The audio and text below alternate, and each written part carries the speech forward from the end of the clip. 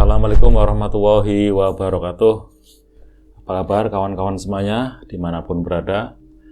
Semoga sehat selalu, masih dalam lindungan Allah Subhanahu wa Ta'ala. Amin. Ya, jumpa lagi bersama kami di channel Ngobor, masih bersama Mas Ayung sebagai narator kita. Begitulah. Iya, begitu Mas Ayung. Iya. Ya, langsung saja nih, cerita apa nih Mas Ayung? Iya, baiklah. Nggak sabarnya aku Oke. dengerin. Ya. Baik, sebelum cerita, aku mau nyapa kawan-kawan dulu. Assalamualaikum warahmatullahi wabarakatuh. Bismillahirrahmanirrahim. Apa kabar kawan-kawan Ngobor semua? Semoga semua dalam keadaan baik, sehat, dan selalu bahagia tentunya kapanpun dan dimanapun saatnya. Kembali ada kami berdua, ada Bung Ogan, ada diriku. Ngomongnya Bung kayak orang dulu ya. Iya Mas Ogan, Bung atau Mas Usama aja yang laki-laki ya sebutannya seperti itu. Kita di Ngobor, ngobrolin yang horor-horor. Terima kasih sekali untuk teman-teman yang masih selalu mantengin channel Ngobor ini. Semoga selalu diberi kesehatan ya Mas tadi ya. Rezekinya gampang. Amin, itu yang utama. Terima kasih sekali yang udah nge-like, komen, dan apalagi yang sudah memberikan super thank. Itu sangat berarti buat kami. Kita sangat menghargainya. Baiklah, langsung ke cerita aja Bang Ogan. Bang Ogan lagi kecil suka main giongan apa enggak? Ayunan. Oh, ayunan dulu pakai apa ya? Kalau dulu sih Pakainya ban. Ban pernah. Pakai ban. Terus sempat apa itu kan dulu kan di ranting apa ya? Iya benar, pohon-pohonan ranting. Terus rantingnya patah, terus bikin lagi itu agak permanen lah. Iya. Dibikin tiang gitu kan. Cuman itu agak lumayan modelnya banyak. Oke, kalau aku jaring gitu ya. Kalau aku tuh tinggalkan di kampung nun jauh di sana ya. Artinya pohon-pohon itu masih melimpah ruah, Bang. Jadi tadi pokok-pokok yang keras-keras, ada ranting-ranting yang kuat-kuat itu ideal banget untuk tadi menyokong ayunan.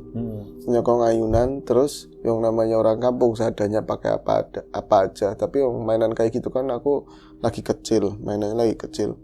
Itu pakainya jarit, tapi jaritnya orang tua itu loh. Terus diikat-ikat bendol pakai tambang yang kuat itu, yang plastik.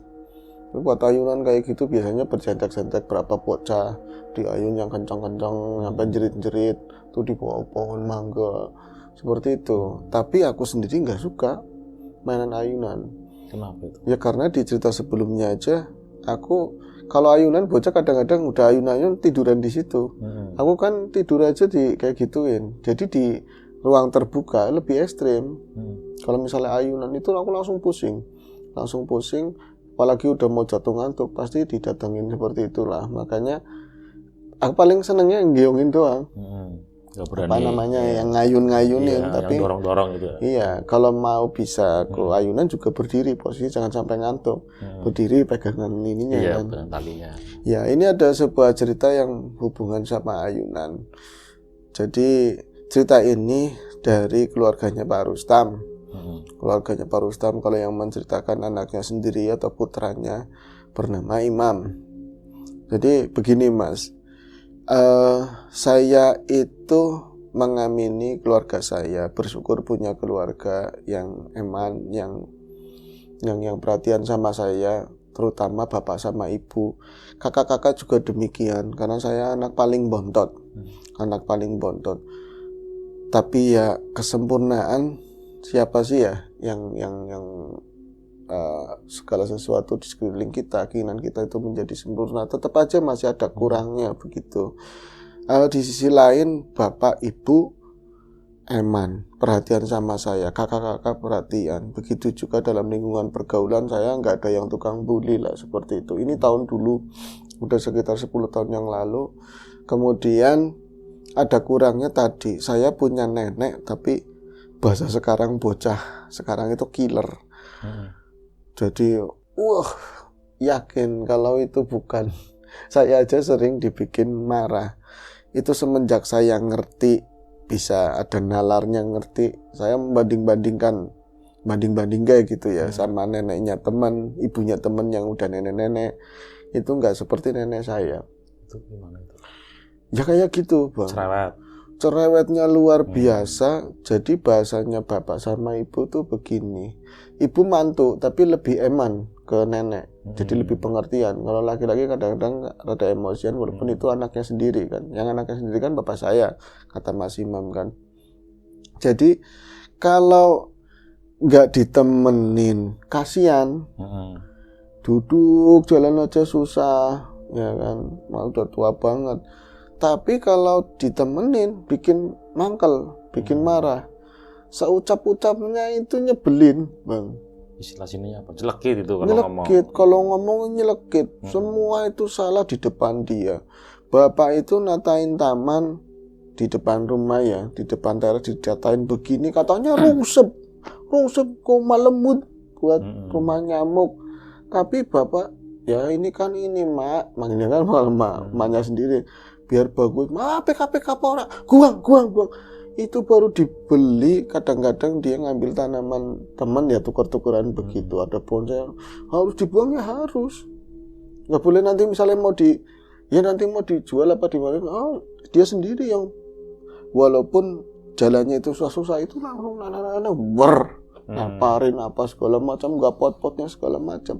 Tapi kalau misalnya bapak lagi nggak ngurusin ini, disuruh ngurusin taman. Itu dibikin ini supaya bagus, supaya di pandangan tuh enak, seger, oksigennya akeh, macam-macam. Tapi ketika bapak megang-megang ya salah. Tapi dia semaunya sendiri, yang nggak pantas pohon pisang apa ditarik ke depan, suruh harus tetangganya itu lihat pada takut tetangganya. Pacul lah gue, paculin tanah yang di depan buat lewat motor, dipaculin, ditanemin pisang kayak gitu. Susah banget. Bos mau-maunya itu ya. Begitu juga ibu. Makan belum besok itu ini lagi makan habis maghrib. Udah ngomong, Ti, namanya ya Ti. Ngesuk tuku iki harus beli ikan yang begini-begini gitu. Apa nih? Mati lampu ya. Mati lampu teman-teman. Audionya nggak apa-apa Bang. Audionya kalau sama itunya sih kuat. Ini ada mati lampu teman-teman. Bang apa kontrol di depan sebentar Bang? Sebentar. Tadi ada mati lampu sepersekian detik ya. Ada 1-2 detik mati lampu. Tetap nyambung itu ya? Masih nge-record. Alhamdulillah. Jadi tadi sampai mana? Kalau makan juga seperti itu. Ini lagi makan, besok lagi makan pun dia udah pesan sama ibu. Sama ibu saya, besok dibeliin lauk yang begini-begini sesuai keinginannya dia. Gigi aja nggak ada, mintanya yang alot-alot. Nanti kan ekonomi kan kadang-kadang ada pasang surutnya. Bapak gajiannya juga segitu kan. Dibele-belein ke pasar, dibeliin lah itu, dimasakin sesuai keinginannya mbak saya. Ya nggak dimakan, katanya amis. Ikan ya amis, mana ada ikan nggak amis. Ya masakannya amis, bisa masak apa orang? Plek sana. Ya gitu. Kalau nggak mau ya udah buat saya cucunya atau apa. Kadang-kadang saya sama Yayu sama kakak saya pateni bayar-bayar. Bisa kayak gitu. Sampai doronggal banget. Sakit, yang lain pada sakit kayak nggak mempan. Yang namanya sakit nggak ada sakitnya, kayak Fir'aun katanya. Konon kan nggak pernah sakit. Itu nggak pernah sakit, nggak pernah apa. Itu di dalam beser apa segala macam, udah ditempatin ini, dibeliin pispot, dibeliin apa itu celana yang sekalian. Pampasnya orang tua nggak mau pakai, kadang-kadang pesing, kayak kasihan sama ibu, tak bantuin buat bersihin lantai apa segala macam, tapi kayak nggak ada terimanya. Marah, pegawaiannya tuh marah. Kadang ya kayak gitulah yang bikin kata orang tua bilang itu, orang tua, anak ngurusin orang tua bisa jadi surganya, bisa jadi nerakanya. Yang nggak sabar, yang nggak telaten, marah, nggak ikhlas, terus jadi keluar keras sama orang tua, bentak-bentak, ya bisa jadi dosa. Ya kan, begitu juga orang tua ngerawatin anak yang rewel. Ya itu amanat, harus dididik nalarnya, apanya malah dibentak-bentak, kadang-kadang disabet, kekerasan segala macam. Itu juga sebaliknya seperti itu. Tapi saya sendiri sebagai putu, sebagai cucu itu kadang-kadang jengah banget. Ya gitu, saya untungnya ya punya yang lain, punya kakak-kakak, punya ibu yang eman. Untung rumah itu, rumah dulu sih udah di-rebuild kayak rumah sekarang, tapi ruangannya banyak ke sana. Jadi saya main tuh nggak setiap hari ketemu sama nenek. Teman-teman aja pasti ngomong kalau mau diajak ke rumah. Bok tuan aku, bok tua. Jadi saya, nenekmu ada nggak tidur apa enggak? Tuh obat turun di situ katanya. Beli obat tidur dulu buat nenekmu. Buat nenek saya suruhnya diobat tidur dulu biar aman. Ya kayak gitu. Kadang-kadang pemuda kan genjreng gitar, berisik kek, pada nih gitar gepuk sisan. Aduh, kalau diem bocah dolan meneng-meneng tok, ora kanda. Kalau main cuma diem-dieman tok, salah kabeh bang. Nah, orang mungkin ya, bapak saya ya ada ikhlas, ada marahnya juga. Wong saya aja begini, apalagi orang tua yang capek-capek ngurusin. Kadang-kadang ibu nggak sempat lagi sakit, yang ngurusin masalah buang airnya segala macam kan bapak, ganti-gantian sama ibu. Cuman penerimanya kayak gitu ya, inilah aku kadang-kadang ikut membantuin juga. Gimana saya pemuda ya, gimana mas, cebrik lah gitulah kayak gitu. Sampai suatu ketika emang diparing sakit sama Gusti Allah, diparing sakit, dan itu pun apa ya, sakit dohirnya cukup lama. Tapi diagnosa dokter ya sakit tua, tapi itu makin drop dan hanya bisa di kasur sampai sakaratul mautnya. Itu benar-benar susah banget. Yakinnya jangan sampai seperti itu. Saya bukan ngomongin aib, tapi untuk pelajaran bersama aja lah. Akhirnya karena memang dari dokter kita biaya juga ini kan, akhirnya manggil alternatif orang-orang yang paham. Apakah mungkin di masa lalunya nenek itu punya pegangan atau punya ritual-ritual apalah dulu. Iya, ternyata saat itu didatangin, orangnya masih muda, hampir mau kakak saya berapa tahun lah.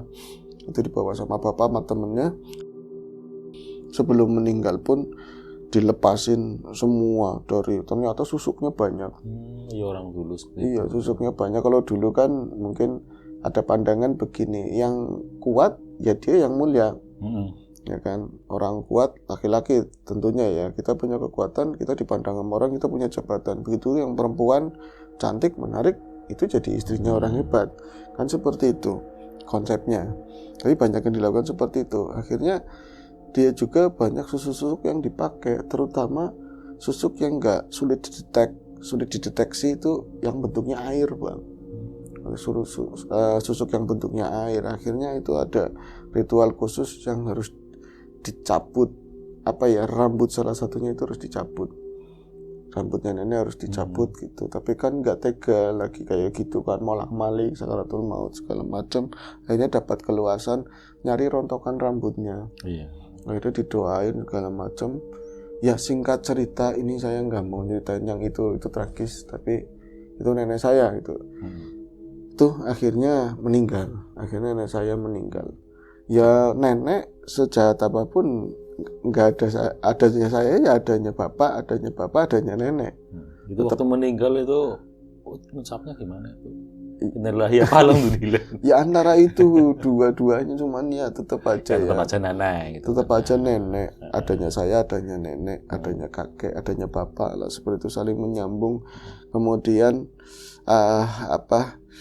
prosesi pemakaman berlangsung alot karena dilalai. Waktu itu juga hujan gede, banyak hujan yang berlebih. Akhirnya tanah itu resapannya itu nggak maksimal. Harus kerendam-rendam, nyedot pakai diesel. Banjir atau segala macam lah, pokoknya itu susah. Mungkin ya bukan gimana-gimana. Kita sebaik mungkin menjalani kehidupan, bukan masalah apa yang kita pelajari, bukan masalah ilmu hafalannya tentang agama, tentang lain-lain, tapi implementasi mas, akhlaknya orang seperti apa ya nanti biasanya di sakaratul maut itu kelihatan. Penggambarannya seperti itu. Itu pengennya seperti itu, Mas. Bukan berarti saya pengen jelek-jelekan nenek, enggak. Tapi mau susah banget.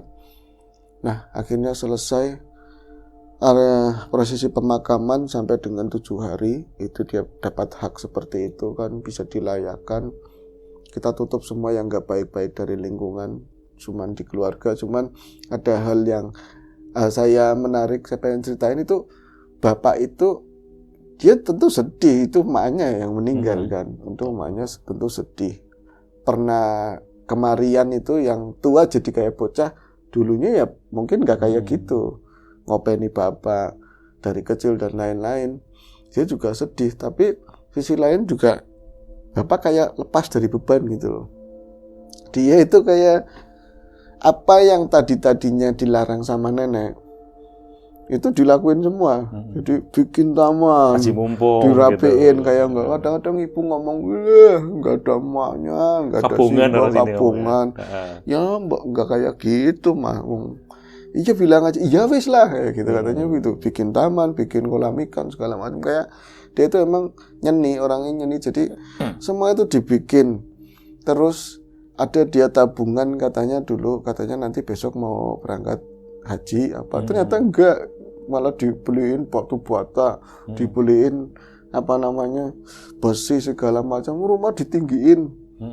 Ya biarin aja wis, bapak niatnya kayak gitu. Kalau tak ingetin juga, kata ibu, biarin bapak udah dari bertahun-tahun itu ngurusin emaknya, itu ngurusin Simba, mungkin stres atau apa, biarin lah buat hiburan bapak. Kalau nggak dikeluarin buat kayak gitu, takutnya jadi penyakit.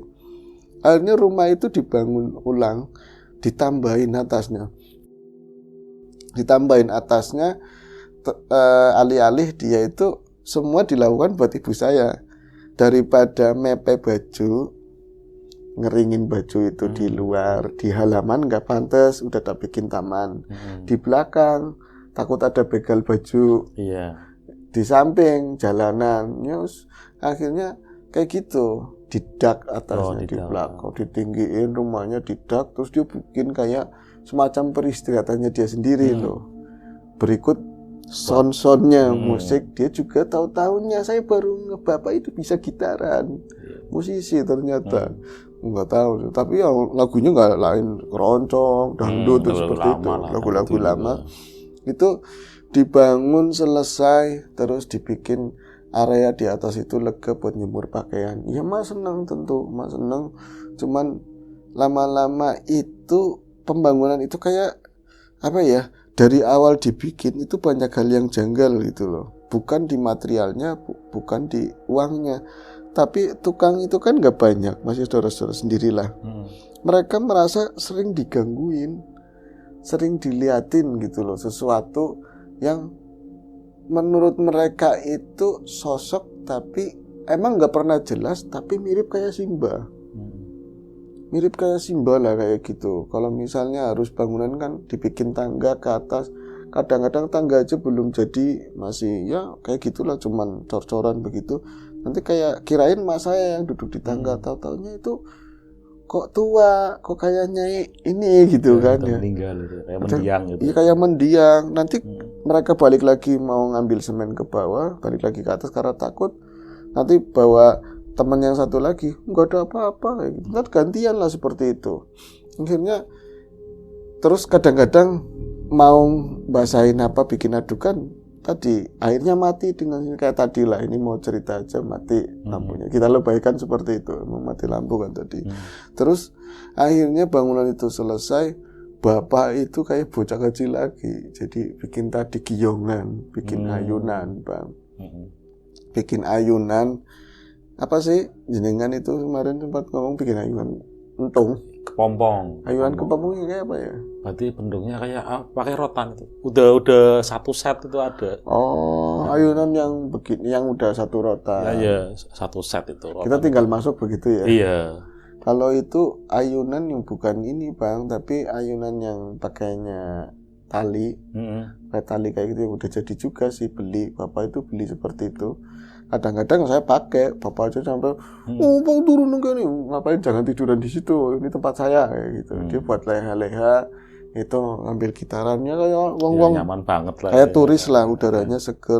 Kadang-kadang saya kan, Pak, angin malam, Pak, udah tidur turun, nggak mau lah di sini enak, kan tidur di situ. Itu 1-2 hari. Lah, pada hari keberapanya setelah Bapak itu sering pakai ayunan itulah, udah jadi semuanya, dia udah jadi. Bapak itu ada tugas luar kota, dia ada survei kayu. Jadi ada koleganya, dia main kayu lah seperti itu, mau nengokin kayu sekaligus ziarah katanya seperti itu. Nah, saya waktu itu bawa temen karena udah gak ada nenek kan bebas nongkrong kan di teras. Itu dari jam 9:30 rame gitar-gitaran sampai jam-jam sekitar jam 12 itu lelah. Kita cuman ngobrol-ngobrol sambil mainan handphone apalah seperti itu. Itu sayup-sayup di atas itu ada suara teng teng teng teng, ada suara gitar. Ada suara gitar tapi bukan genjrengan ya Mas, bukan genjrengan, tapi nada ngacak dari senar E, kadang-kadang senar B. Kayak gitulah, tang tang, enggak jelas, tang tang tang, tapi arahnya di atas. Atau saya ditanyain sama teman, "Mam, mainan gitar? Dia siapa sih, Mal?" "Oh, gitar digeletakin dari tadi, ada yang mainan gitar." Saya sebelum teman saya itu nanya, sebenarnya udah denger duluan. Tapi saya hilangkan itu, siapa tahu saya udah salah dengar. Tapi teman meyakinkan, ini loh makin jelas. Dan makin jelas emang iya, arahnya itu dari atas. Jadi kalau misalnya dari dalam rumah, dari kamar saya mungkin gak kedengeran, gak terlalu gitu ya. Tapi kalau dari luar, kalau dulu deket, di atas itu deket. Karena gak terlalu tinggi bangunannya kan ya. Itu tang tang tang. Iya ya, kok ada suara, oh bapaknya kamu ya Mam ya. Teman-teman itu gak ngerti kalau bapak saya itu lagi keluar kota. Iya bapak, memang bapakmu bisa main gitar. Ya kayak gitu, kalau main gitar cuma tang tang tang tang tang tang. Tapi dalam hati saya itu, bapak itu kan gak di rumah, yang main gitar itu siapa? Masa ibu kangennya gak kayak gitu-gitu banget kalau sama bapak, baru seharian pergi, masa ibu udah kayak gitu. Apa yayu saya? Yayu saya satunya udah kuliah, satunya ikut suami pulang ke tempat suami. Aduh, ini siapa ya? Aku akhirnya dengan mulai merinding, sebenarnya udah merinding Mas. Dan hari itu hari kematiannya Mbah.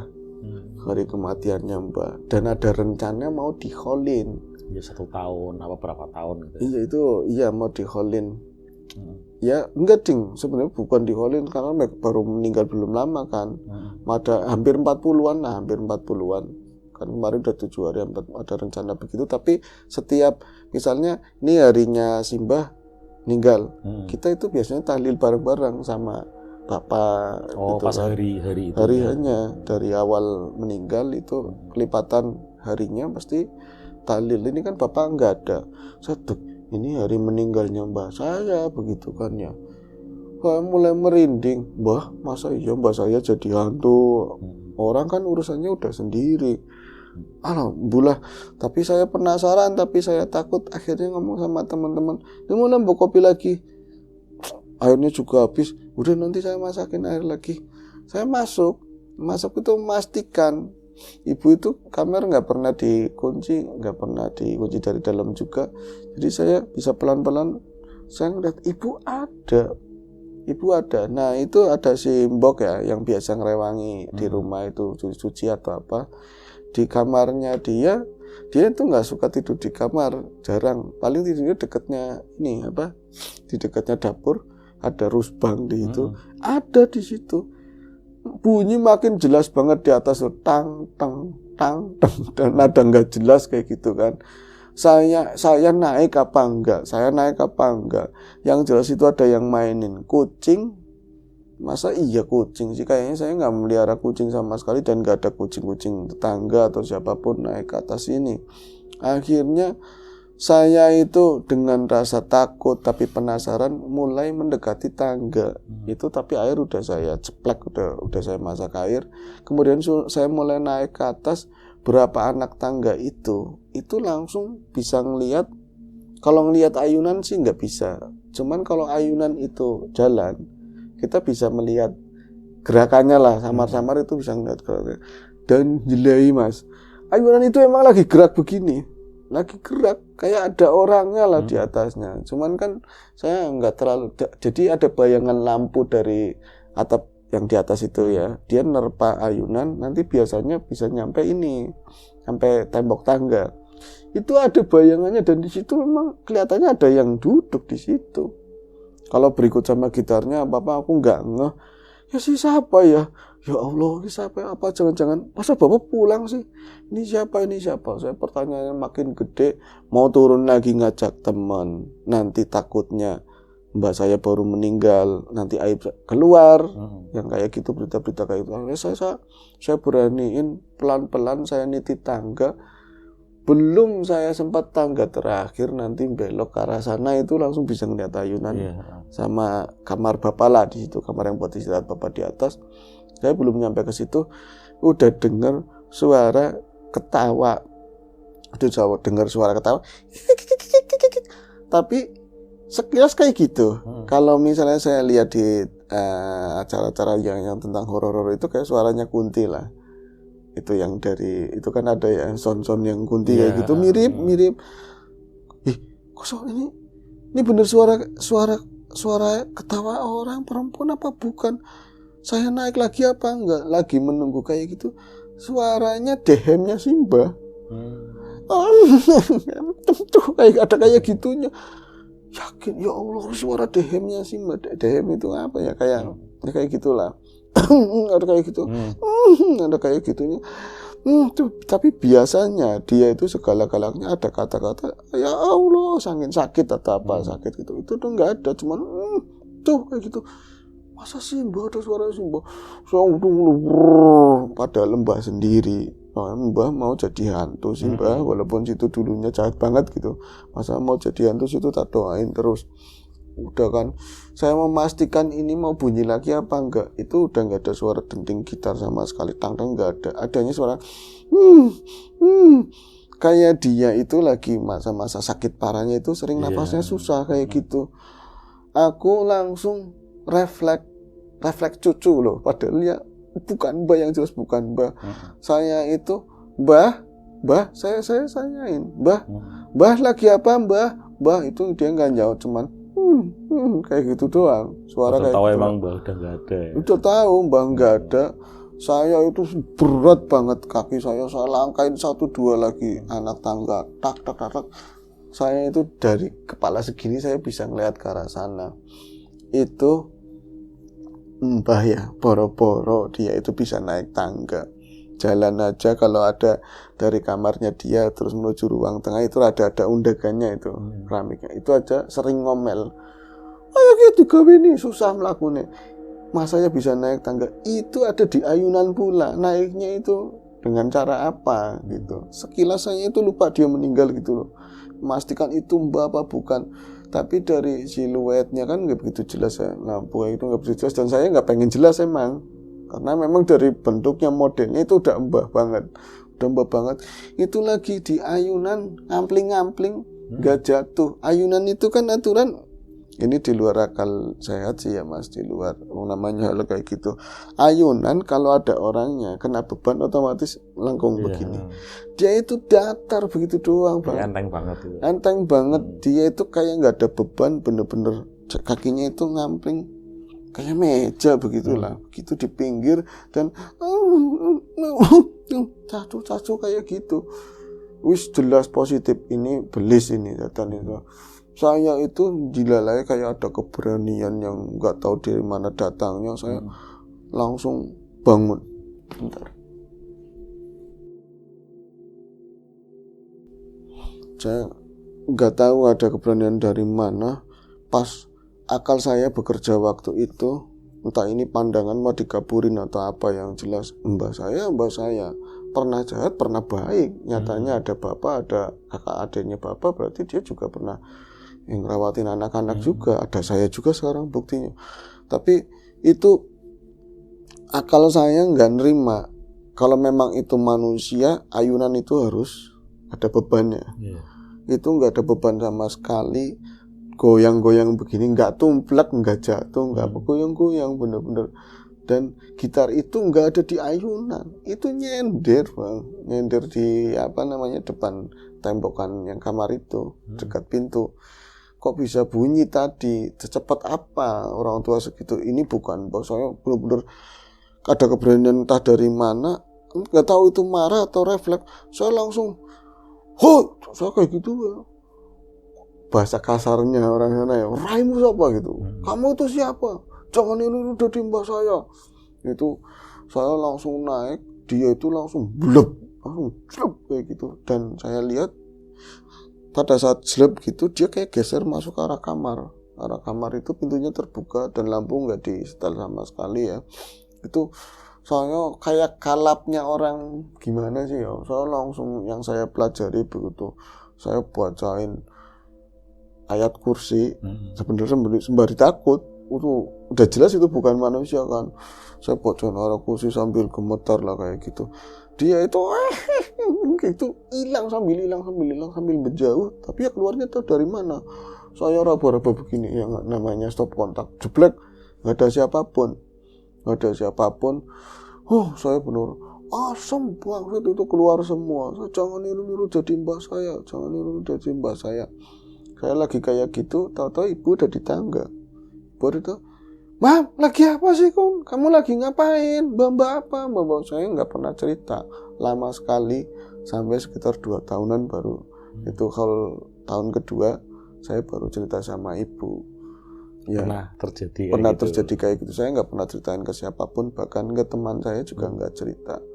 Tapi teman ngomong, kamu kayaknya teriak-teriak tadi di atas, kamu bukan sih? Iya kucing, bilang kucing. Tapi ini baru saya ceritain sama jenengan di ngobor, begitu loh. Tapi saya dari penjelasannya, saya nanya ke Ustadz, saya ngaji apa, itu bisa saja terjadi. Yang jelas bukan mbah, itu korin yang menyerupai. Ya dia kan tahu perjalanan hidupnya hari-hari kayak dia bisa nyerupain mbah kamu kayak gitu. Sering didoain aja nggak apa-apa. Itu aja sih Pak ceritanya. Iya sih, kadang ada memang kayak gitu. Iya. Bagi yang pernah ngalamin pasti ya tahulah ya rasanya kayak apa. Tambahannya sekitar 1 bulan lalu ada mbahnya teman meninggal. Terus teman saya datangin, dia masuk aja katanya, saya di dapur bikin kopi. Saya masuk kan, udah uluk salam saya masuk. Waktu itu saya udah ngeh mbahnya dia udah meninggal, tapi nggak tahu pas lewat kamarnya itu dari buka sedikit begini ya. Saya ngelihat sosok mbahnya di situ. Jelas lagi duduk dengan posisi yang biasa dia duduk. Jadi di pojok, dia di depan ada ini bufet-bufetnya, tapi dekat bufet dan dia lagi ya duduk begini diem. Karena ada potak-potak ya, kepalanya rambutnya udah jarang-jarang, ini lagi ngelangak begini. Untungnya nggak nengok. Cuman aku antara sepersekian detik ya aku lewat itu, saya ngerasa dia masih hidup, beliau masih hidup. Terus aku ke belakang, Mas kopinya bikin sendiri aja. Saya bikin kopi sambil ngaduk, astagfirullahaladzim, itu siapa? Ini kan duanya udah meninggal. Saya nggak ngomong terus sambil bikin kopi. Ya Allah, kenapa harus ngeliat yang kayak gitu? Namanya uang orang ya penasaran. Saya jalan lagi ke depan bawa kopi ke teras, sempat ngelirik lagi, masih ada Bang. Masih ada dan duduknya masih sama persis kayak gitu. Udah tapi enggak harusnya ditegur, harusnya enggak ngapain Mbak itu. Iya, nomornya berapa? Enggak seperti itu. Iya, tanya itu harusnya. Akhirnya ya itu aja, tapi ya itu korin Bang. Emang ya iya sih sering terjadi kayak gitu ya Mas. Memang ya, itu aja ya itu saja nih edisi Ngobor kali ini. Sampai jumpa lagi di Ngobor berikutnya, mungkin masih sama saya atau masih sama Mas Riam Biru nantinya. Iya. Ya. Dan terima kasih dari kami dan kami akhiri. Wassalamualaikum warahmatullahi wabarakatuh.